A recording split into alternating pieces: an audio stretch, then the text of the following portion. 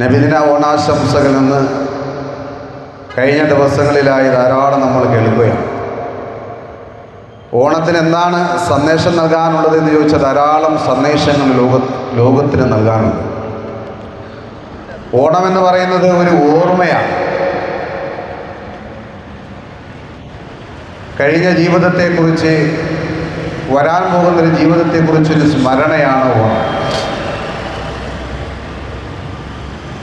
ഇന്നലകളിലേക്ക് തിരിഞ്ഞു നോക്കാനും ഭാവിയിലേക്ക് കുറിച്ച് ചിന്തിക്കാനും പറ്റിയ ഒരു സുന്ദരമായ ഒരു മുഹൂർത്തം. അതുപോലെ ഓണം ധാരാളം നല്ല നല്ല കാര്യങ്ങൾ ഓർക്കാനും പ്രവർത്തിക്കാനുമുള്ളതാണ്. ഓണം ഒരു ജനതയെ ഓർക്കാൻ, ഒരു സമൂഹത്തെ ഓർക്കാനുള്ളതാണ്. ധാരാളം ചിഹ്നങ്ങളുണ്ട് ഓണത്തെ ഓർക്കാൻ. ഓണക്കോടി, ഓണസദ്യ, ഓണക്കളികൾ, ഓണത്തല്ല്, വ്യത്യസ്തമായ ഓണക്കളികൾ, ഊഞ്ഞാലി, മുറിയടി, മുളകേറ്റം, പുലിക്കളി, അങ്ങനെ ധാരാളം ഓണത്തെക്കുറിച്ച് സ്മരണയിലേക്ക് കടന്നു വരാൻ ധാരാളം ചിഹ്നങ്ങൾ കാണുമ്പോൾ നമ്മുടെ ചിന്തകളെ ഓണത്തിലേക്ക് കൊണ്ടെത്തിക്കും. ഓരോ ആഘോഷങ്ങളും ഓരോ സന്ദേശങ്ങളാണ് നമുക്ക് തരുന്നത്. ഇന്നലെ നബിദിനം വന്നു. നബിദിന ലോകത്തിൻ്റെ മുന്നിൽ വലിയൊരു സന്ദേശം അറിയിച്ചു. 1500 വർഷങ്ങൾക്കപ്പുറം, അല്ലെങ്കിൽ 1500 വർഷത്തിനപ്പുറം ജനിച്ച മുഹമ്മദ് നബി സല്ലല്ലാഹു അലൈഹി വസല്ലം, ആ മുഹമ്മദ് നബിയുടെ ജീവിതം എങ്ങനെയായിരുന്നു, വാക്കുകൾ എങ്ങനെയായിരുന്നു, പ്രവൃത്തി എങ്ങനെയായിരുന്നു, വർഗീയതയുടെയും വിദ്വേഷത്തിൻ്റെയും കയ്പ് നേര് കലരാതെ സൗഹാർദ്ദത്തിൻ്റെയും സ്നേഹത്തിൻ്റെയും സമത്വത്തിൻ്റെയും സുന്ദരമായ ഒരു സന്ദേശം ലോകത്ത് പഠിപ്പിച്ച മുഹമ്മദ് നബിയുടെ സന്ദേശം ലോകത്ത് എത്തിക്കുക എന്നുള്ളതാണ് ഈ ഓരോ നബിദിനം കൊണ്ട് ഉദ്ദേശിക്കുന്നത്. നബിദിനത്തിൻ്റെ പേരിൽ നമ്മുടെ തെരുവുകളിൽ, നാടുകളിൽ പല കോപ്രായത്തരങ്ങളും നടക്കും. DJ ഇട്ടുകൊണ്ട് വാഹനങ്ങൾ ഇടിമുഴക്കത്തിൻ്റെ ശബ്ദത്തോടുകൂടി ജനങ്ങളെ അസ്വസ്ഥരാക്കുന്ന,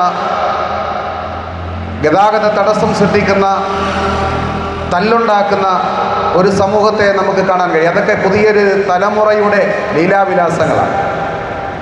ഇതൊന്നും ഒരു നബിദിന സന്ദേശമല്ല. അപ്പോൾ നബിദിന സന്ദേശത്തെക്കുറിച്ച് ഞാൻ പറയുന്നില്ല. പ്രിയപ്പെട്ട ഫാദർ നിങ്ങളോട് ആ വിഷയത്തെക്കുറിച്ച് സംസാരിക്കും. അങ്ങനെ ഓരോ ആഘോഷങ്ങൾക്കും ഓരോ സന്ദേശങ്ങൾ ലോകത്തിന് മുമ്പിൽ പറയാനുണ്ട്.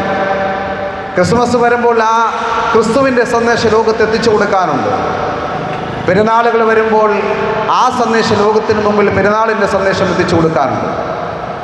ഓണത്തെക്കുറിച്ച് പറയുമ്പോൾ നമുക്ക് എല്ലാവർക്കും അറിയാം, മാവേലി എന്ന് രാജാവ് കേരളം അടക്കി ഭരിച്ചിരുന്നു എന്നും അദ്ദേഹത്തിൻ്റെ ഭരണത്തിൻ്റെ കീഴിൽ ഈ കേരളം വളരെ സുന്ദരമായ ഒരു ഭരണമാണ്, അല്ലെങ്കിൽ ആ ഒരു ജനതയായിരുന്നു ഉണ്ടായിരുന്നത് എന്നും ജാതികൾക്കും മതങ്ങൾക്ക് അതീതമായി എല്ലാവരെയും സ്നേഹിക്കുകയും ബഹുമാനിക്കുകയും ആദരിക്കുകയും ചെയ്തിരുന്ന ആ മാവേലിയുടെ ഭരണത്തിൽ അസൂയമോത്ത് ദേവന്മാർ മഹാവിഷ്ണുവിനോട് പരാതി പറയുകയും ആ മഹാവിഷ്ണു വാമരനായി അവതരിച്ച് മാവേലിയെ പാതാളത്തിലേക്ക് ചവിട്ടിത്താഴ്ത്തിയെന്നൊക്കെയാണ് കഥകൾ പറയുന്നത്. പക്ഷെ അദ്ദേഹത്തെ പാതാളത്തിലേക്ക് ചവിട്ടിത്താഴ്ത്തുമ്പോഴും അദ്ദേഹത്തിന് ചില അനുഗ്രഹങ്ങൾ കൊടുത്തിരുന്നു. മഹാവിഷ്ണു കൊടുത്ത അനുഗ്രഹത്തിൽ ഒന്നാണ് എല്ലാ വർഷവും കേരളത്തിലേക്ക് വന്ന് കേരളീയരെ കാണാനും അവരുമായി ഒന്ന് സംഗമിക്കാൻ ഒരു അവസരം മാവേലിക്ക് കൊടുത്തു. അങ്ങനെയാണ് മാവേലി എല്ലാ വർഷവും ചിങ്ങമാസത്തിൽ കേരളത്തേക്ക് വരുന്നത് എന്നാണ് ഐതിഹ്യം. ഐതിഹ്യം നമുക്കറിയാം. ചരിത്രമെന്ന് പറഞ്ഞാൽ തെളിവുകളുടെ അടിസ്ഥാനത്തിൽ രേഖപ്പെടുത്തി വയ്ക്കുന്ന വസ്തുതകളെയാണ്, അത് യാഥാർത്ഥ്യങ്ങളാണ് ചരിത്രം എന്ന് പറയുന്നത്. ഐതിഹ്യം എന്ന് പറഞ്ഞാൽ ദൈവികവും അമാനുഷികവുമാകുന്ന കാര്യങ്ങൾ, കെട്ടുകഥകളുടെ, ഭാവനകളുടെ, സങ്കല്പങ്ങളുടെ അടിസ്ഥാനത്തിൽ നിർവചിക്കുന്നതിനെയാണ് ഐതിഹ്യം എന്ന് പറയുന്നത്. അപ്പോൾ എന്തായിരുന്നാലും ഈ ഓണം മാവേലിയെക്കുറിച്ച് പറയുമ്പോൾ ഈ മാവേലി ഓണം നമ്മളിലേക്ക് കടന്നു വരുമ്പോൾ മാവേലിയെക്കുറിച്ച് ഓർക്കാത്തവർ ആരുമില്ല. അദ്ദേഹത്തിനെ കുറിച്ചുള്ള പാട്ടുകൾ: മാവേലി നാട് വാണിടും കാലം, മനുഷ്യരെല്ലാവരും ഒന്നുപോലെ, ആമോദത്താൽ വസിക്കും കാലം, ആപത്തങ്ങാർക്കും ഒട്ടില്ലതാനും. ഞാൻ പാട്ടുകാരനൊന്നുമല്ല, എന്നാലും ഇവിടെ പാടുന്ന ആളുകൾ ഞാൻ പാടാറുണ്ട്, കേൾക്കാറുണ്ട്. അപ്പോൾ മനുഷ്യരെല്ലാവരെയും ഒന്നുപോലെ കണ്ടിരുന്നു എന്നാണ് മാവേലി. എല്ലാ മനുഷ്യരെയും ഒന്നുപോലെ കണ്ടിരുന്നു. അവിടെ ജാതികൾക്കോ മതങ്ങൾക്കോ അതീതമായി, സംഘടനകൾക്കോ രാഷ്ട്രീയത്തിനോ അതീതമായി എല്ലാവരെയും ഒന്നുപോലെ മാവേലി കണ്ടിരുന്നു എന്നാണ്. അവിടെ മനുഷ്യനായിട്ടാണ് മാവേലി കണ്ടത് എല്ലാവരെയും. ഇന്ന് ഇന്ന് മനുഷ്യൻ എവിടെയാണ് ഇന്ന് അന്വേഷിച്ച് നടക്കുന്നത്, എവിടെയാണെന്നൊരു മനുഷ്യൻ. മാവേലിയുടെ ഭരണകാലത്ത് ഓണ സന്ദേശം നൽകുമ്പോൾ നമുക്ക് പറയാനുള്ളത്, മനുഷ്യരെല്ലാവരെയും ഒന്നുപോലെ കണ്ടിരുന്നു എന്ന് പറയുമ്പോൾ ഇന്നത്തെ കാലഘട്ടവുമായി ഒന്ന് കൂട്ടിച്ചേർത്ത് നോക്കണം. ഇന്ന് മനുഷ്യർ തമ്മിൽ വിഘടിച്ചു നിൽക്കുകയാണ്. ജാതിയുടെ പേര് പറഞ്ഞുകൊണ്ട്, ഗോത്രത്തിൻ്റെ പേര് പറഞ്ഞുകൊണ്ട്, രാഷ്ട്രത്തിൻ്റെ പേര് പറഞ്ഞുകൊണ്ട്, സംഘടനയുടെ ഗ്രൂപ്പിൻ്റെ പേര് പറഞ്ഞുകൊണ്ട് നമ്മൾ വിഘടിച്ചു നിന്നുകൊണ്ട് തല്ലുകൂടുന്നൊരു സാഹചര്യത്തിലൂടെയാണ് ഇന്ന് നമ്മൾ നീങ്ങിക്കൊണ്ടിരിക്കുന്നത്. എൻ്റെ പ്രിയമുള്ളവരെ, മനുഷ്യരെല്ലാവരും ഒന്നുപോലെ എന്ന് പറയുമ്പോൾ നമ്മൾ എവിടെയാണ് ഇന്നൊരു മനുഷ്യനെ കാണാൻ സാധിക്കുന്നത്? മാവേലിയുടെ കാലഘട്ടത്തിൽ ജാതികൾക്കും മതങ്ങൾക്കും അതീതമായി എല്ലാവരും മനുഷ്യരെ പരസ്പരം ഒന്നുപോലെ കാണുകയും എല്ലാവരുടെ ദുഃഖങ്ങളിലും സന്തോഷങ്ങളിലും ആളുകൾ പങ്കുചേർന്നുകൊണ്ട് ഐക്യത്തോടുകൂടി ജീവിക്കുകയും ചെയ്തുവെങ്കിൽ അതാണ് ഇന്ന് എനിക്ക് നിങ്ങളുടെ മുമ്പിൽ പറയാനുള്ളത്. BC 4-ാം നൂറ്റാണ്ടിൽ ജീവിച്ചിരുന്ന ഒരു ചരിത്രകാരൻ ഡയോജനീസ്. അദ്ദേഹം ഒരു ദിവസം നട്ടുച്ച സമയത്തൊരു റാന്തലും കത്തിച്ചു പിടിച്ചുകൊണ്ട് തെരുവിലൂടെ നടക്കുകയാണ്. ആളുകൾ ചോദിച്ചു, എന്താണ് ഈ നട്ടുച്ചയ്ക്ക് ഈ റാന്തലും കത്തിച്ചുകൊണ്ട് തെരുവിലൂടെ നടക്കുന്നത്? അദ്ദേഹം പറഞ്ഞ്,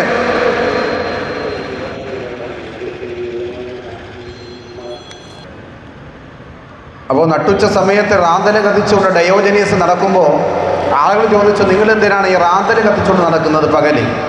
അദ്ദേഹം പറഞ്ഞു, ഞാനൊരു മനുഷ്യനെ തിരക്കുകയാണെന്ന്. അപ്പോൾ ഞങ്ങളൊക്കെ മനുഷ്യരല്ലേ? ഇല്ല, നിങ്ങളൊക്കെ മനുഷ്യക്കോലങ്ങളാണ്, ഞാൻ യഥാർത്ഥമായൊരു മനുഷ്യനെയാണ് തിരക്കുന്നത്. എൻ്റെ പ്രിയമുള്ളവരെ, ഇതുപോലെ നമ്മളിന്ന് മനുഷ്യക്കോലങ്ങൾ ധാരാളമുണ്ട്, പക്ഷേ യഥാർത്ഥമായൊരു മനുഷ്യനെന്ന് കാണാൻ സാധിക്കുന്നില്ല. സ്വന്തം മാതാവിനെ അടിച്ചുകൊല്ലുന്ന, സ്വന്തം മക്കളെ ക്രൂരമായി തല്ലിക്കൊല്ലുന്ന, നമ്മുടെ എത്രയോ അക്രമങ്ങൾ, അരാജകത്വങ്ങൾ ഞാൻ ഓരോന്നെടുത്ത് പറയുന്നില്ല. ഇവരെയൊക്കെ എങ്ങനെയാണ് മനുഷ്യൻ എന്ന് വിളിക്കാൻ സാധിക്കുന്നത്? എങ്ങനെയാണ് മനുഷ്യൻ അവരെ നിർവചിക്കാൻ സാധിക്കുന്നത്? SRCPCO തൻ്റെ വാട്ട് ഈസ് ദ കൾച്ചർ, എന്താണ് സംസ്കാരം എന്ന ഗ്രന്ഥത്തിൽ പറയുന്നുണ്ട് ആരാണ് മനുഷ്യൻ.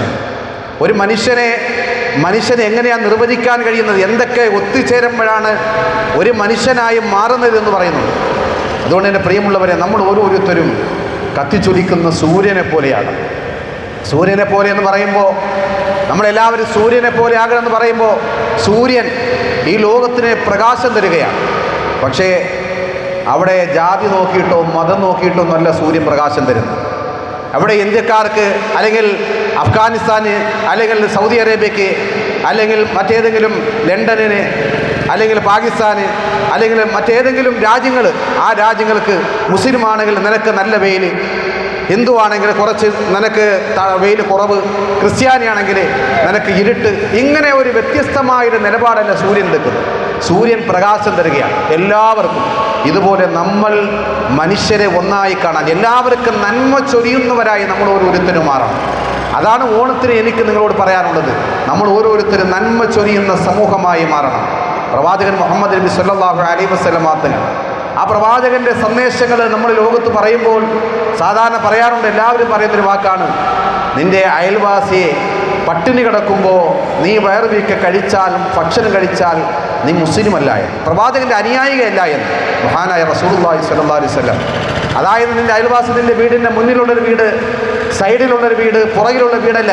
നിൻ്റെ വീടിൻ്റെ ചുറ്റുഭാഗത്ത് 40 വീടുകളിൽ ഏതെങ്കിലും ഒരു വീട്, ഒരു മനുഷ്യൻ പട്ടിണി കിടക്കുമ്പോൾ, കഴിക്കാൻ ഭക്ഷണമില്ലാതെ കിടക്കുമ്പോൾ നീ സുഭിക്ഷമായി ഭക്ഷണം കഴിച്ചാൽ, അല്ല എങ്കിൽ നിൻ്റെ വയറ് വീക്ക ഏതെങ്കിലും ഒരു ആഹാരം കഴിച്ചാൽ നീ യഥാർത്ഥ വിശ്വാസിയെന്ന് പഠിപ്പിക്കുമ്പോൾ, ഇപ്പുറത്ത് യേശു ക്രിസ്തു പറഞ്ഞു, നിന്നെപ്പോലെ നിൻ്റെ അയൽവാസിയെ നീ സ്നേഹിക്കണമെന്ന്. നിന്റെ അയൽവാസിയെ നിന്നെ എങ്ങനെയാണോ നീ സ്നേഹിക്കുന്നത് അതുപോലെ നിന്റെ അയൽവാസി സ്നേഹിക്കണം. ഹൈന്ദവ മതങ്ങൾ പറഞ്ഞു മാനവ ബാന്ധവ സർവേ, അതായത് നീ എല്ലാ മനുഷ്യരെയും മനുഷ്യരായി കാണും. ഇവിടെയൊന്നും ഒരു മതങ്ങളും മതത്തെ മുൻനിർത്തിക്കൊണ്ടല്ല പറഞ്ഞത്. ഈ മതത്തിലുള്ളവരെ സ്നേഹിക്കണം, ആദരിക്കണം എന്നല്ല പറഞ്ഞത്. നിങ്ങൾ ഓരോരുത്തരും ആ മതത്തിൽ അടിയുറച്ചു നിൽക്കുമ്പോഴും നിങ്ങൾ മനുഷ്യനെ കാണേണ്ടുന്നത് മനുഷ്യനായിട്ടായിരിക്കണം. അവിടെ ജാതികൾക്കും മതങ്ങൾക്ക് അതീതമായി മനുഷ്യരെ മനുഷ്യരായി കാണണമെന്ന് പഠിപ്പിച്ചു. ഏതു മതമെടുത്താലും എൻ്റെ പ്രിയപ്പെട്ട സഹോദരന്മാരെ, ഇന്ന് നമ്മളൊരു പത്രം എടുത്തു കഴിഞ്ഞാലും അവിടെ വർഗീയതയാണ് നമ്മൾ ചെയ്യുന്നത്. അവിടെ നോക്കും, നമ്മുടെ മതത്തിൽപ്പെട്ടവനാണെങ്കിൽ അവൻ ഒരു അപകടം പറ്റിയവനെ കുറിച്ച്, മരണത്തെക്കുറിച്ച്, അല്ലെങ്കിൽ ഒരു നാട്ടിൽ ഭൂമി കുലുക്കമുണ്ടായി, ഒരു പേമാരി ഉണ്ടായി, ഒരു പ്രകൃതിക്ഷോഭമുണ്ടായി, അതിലൂടെ പല ആളുകളും മരിക്കുകയും നഷ്ടപ്പെടുകയും പലതും ചെയ്യുമ്പോൾ നമ്മൾ മതം നോക്കിയിട്ട് സായുജ്യമടയുന്നവരാണ്. നമ്മുടെ മതത്തിൽപ്പെട്ടവനാണെങ്കിൽ ദുഃഖമെന്നും മറ്റുള്ളവനാണെങ്കിൽ അവൻ അത് സംഭവിക്കേണ്ടവനാണ് എന്നും അടിക്കുറിപ്പ് എഴുതുന്ന ഒരു കാലഘട്ടത്തിലൂടെയാണ്. ഒരു മുസ്ലിം മരിക്കുമ്പോൾ, അല്ലെങ്കിൽ ഒരു ഹൈന്ദവൻ മരിക്കുമ്പോൾ, ഒരു ക്രിസ്ത്യാനി മരിക്കുമ്പോൾ അതിൻ്റെ അടിയിൽ പല രീതിയിൽ കമൻ്റ് എഴുതുന്ന ധാരാളം ആളുകളെ നമുക്ക് കാണാൻ സാധിക്കും.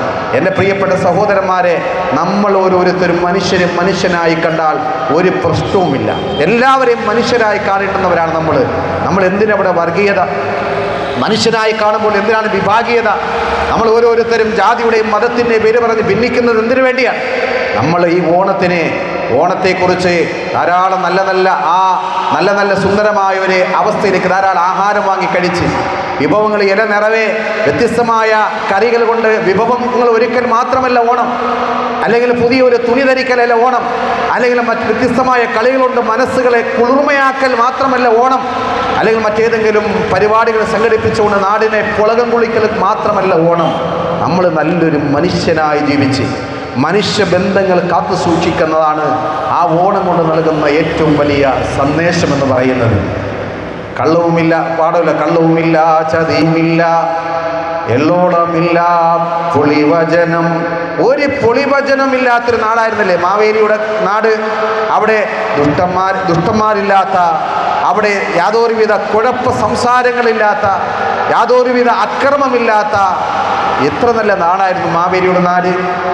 നാരിമാർ ബാലന്മാർ മറ്റുള്ളവരും നീതിയോട് വസിച്ചിരുന്ന കാലം. അവിടെ ബാലന്മാരെ കുറിച്ച്, സ്ത്രീകളെ കുറിച്ച്, എല്ലാവരെ കുറിച്ചും ആരെ എടുത്താലും ആർക്കൊരു പ്രശ്നമില്ല. സ്വതന്ത്രമായി സ്ത്രീകൾക്ക് പുറത്തിറങ്ങി നടക്കാം. കുട്ടികൾക്ക് അവരെ നായി കടിക്കാതെ, പീഡിപ്പിക്കപ്പെടാതെ പുറത്തിറങ്ങി നടക്കാം. ആർക്കും ഒന്നും പേടിക്കാനില്ലാത്തൊരു കാലഘട്ടം ഉണ്ടായിരുന്നു. അങ്ങനത്തെ ഒരു കാലഘട്ടം നമ്മളിലേക്ക് കൊണ്ടുവരാൻ വേണ്ടിയാണ് നമ്മൾ ഓരോ കാലഘട്ടത്തെയും നമ്മൾ കൊണ്ടുവരാൻ ഈ ഒരു കാലഘട്ടത്തിലൂടെ ഈ കാലഘട്ടത്തിൽ നമ്മൾ പരിശ്രമിക്കാനുള്ളത്. അങ്ങനത്തെ ഒരു കാലഘട്ടം നമുക്ക് വേണം.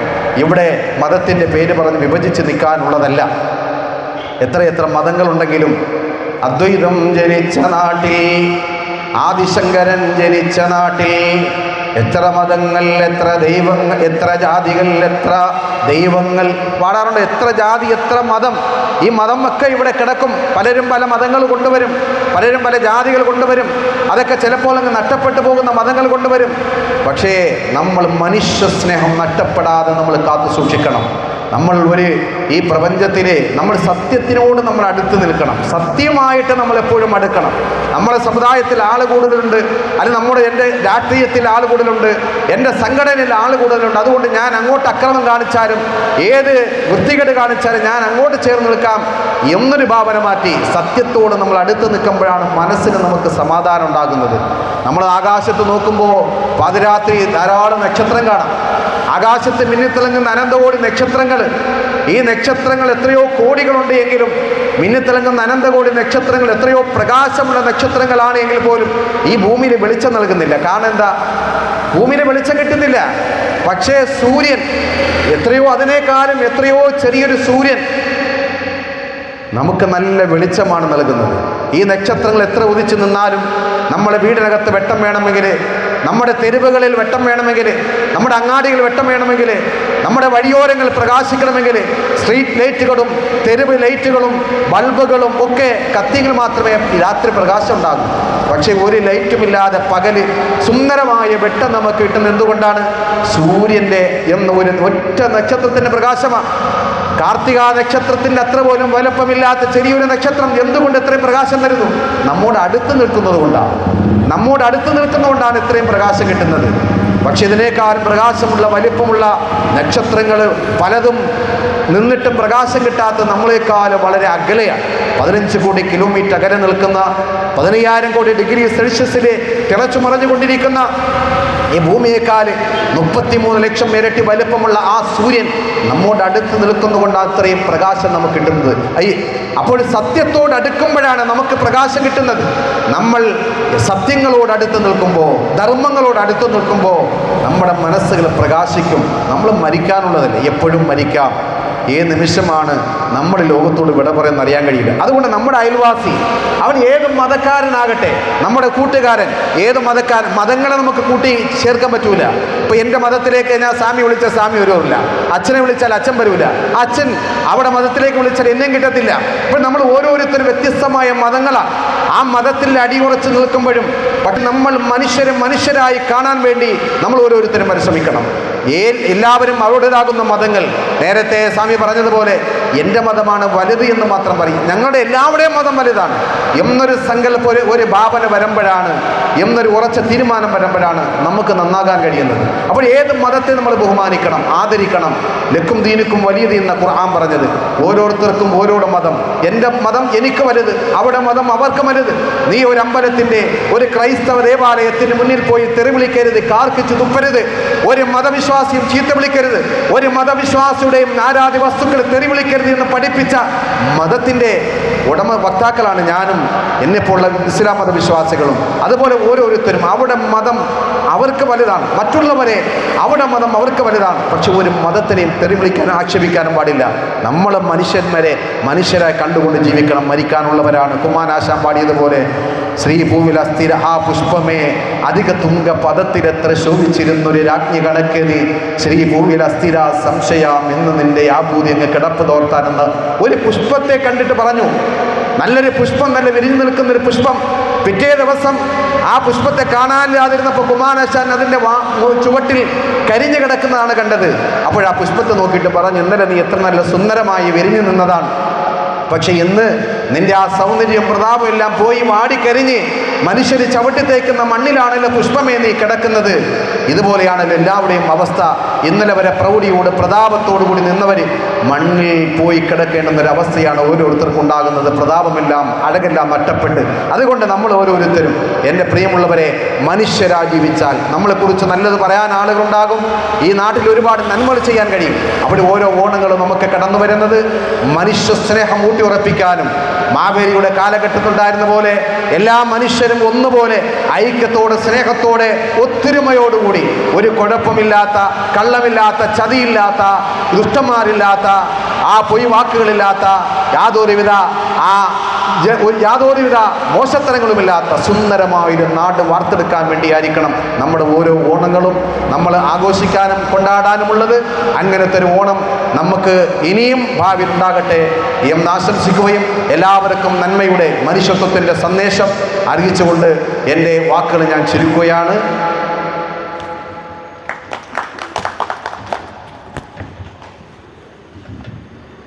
അടുത്തതായി എൻ്റെ ആത്മമിത്രം കൂടിയായിട്ടുള്ള ഏറെ പ്രിയങ്കരനായ ഫാദർ യൂണിറ്റി സാമുവലിനെ അവിടെ സ്നേഹപൂർവ്വം ക്ഷണിക്കുകയാണ്.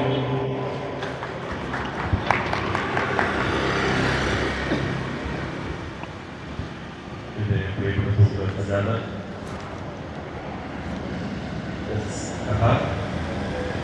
നമ്മളോട് മുന്നിൽ ശ്രമിക്കുകയാണ്.